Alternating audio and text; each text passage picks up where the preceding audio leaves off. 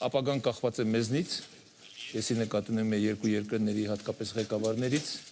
իսկ արդեն մեր երկու երկրի ղեկավարները ցույց են տվել իրենց պատրաստակամությունը եւ ամենակարևորը, ինչպես նաեւ նշեց պարոն Ալիևը, ցուցաբերել են քաղաքական խիզախություն կամք, որ իսկապես հանուն խաղաղություն կարող են արվել քայլեր, որոնք կհաստատեն այդ խաղաղությունը։ Եվ այն ինչ մենք չենք տեսել 30 տարուց ավելի, մենք հիմա ապրում ենք այդ իրավիճակում։ Եվ իրականում անհավատալի էր, որ 2 տարի առաջ, նույնիսկ 1 տարի առաջ կարելի էր կարճ ժամանակում հասնել այսպիսի մի իրավիճակի, երբ որ արդեն մենք Հայաստանի Հանրապետությունը հնարավորություն ունի ապրանքներ ստանալ Ադրբեջանից անմիջապես Վրաստանի տարածքով։ Ես վստահ եմ, որ կգա նաև այն օրը, երբ որ մենք այդ ապրանքները կստանանք պարզապես մեր տարածքներով, այսինքն դա կլինի Բաքու կամ Ադրբեջան, Հայաստան, Նախիջևան, Հայաստան, այդ ես ուզում եմ մի կարևոր հանգամանքի անդրադառնալ։ Մենք երկու կողմներս էլ նայում ենք առաջ։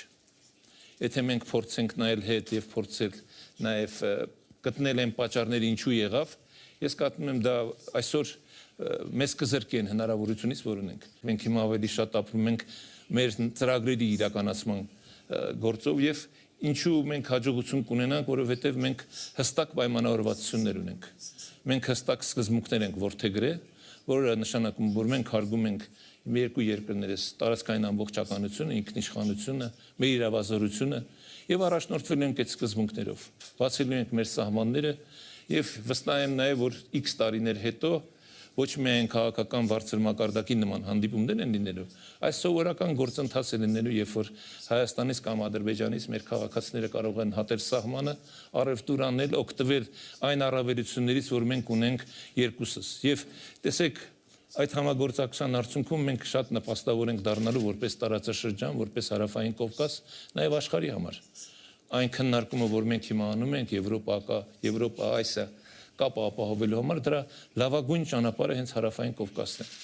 Եվ այս գործընթացը հաջողություն կունենա նաև այն պատճառով, որտեղ այստեղ կա նաև տնտեսական շահ։ Բացի քաղաքականից, որը ամենակարևորն է, բայց այստեղ կա նաև տնտեսական շահ։ Եվ սա կամրապնդի այն պայմանավորվածությունները, որ մենք ձեռք ենք բերել, երկու երկրի ղեկավարներ ընդհանուր սկզբունքների շուրջ համաձայնության են գալիս, ուրեմն կարելի է եւ հաջողության հասնել։ Եվ այդտեղ իհարկե ես չեմ կարող չնշել նաև Միացյալ Նահանգների նախագահ պարոն Տրամպի դերը, որը էլի կարողացավ իր վրա վերցնել այդպիսի պատասխանատվություն եւ մեր երկու երկրների ղեկավարների հետ օգոստոսի 8-ին ստորագրեց այդ պատմական փաստաթուղթը։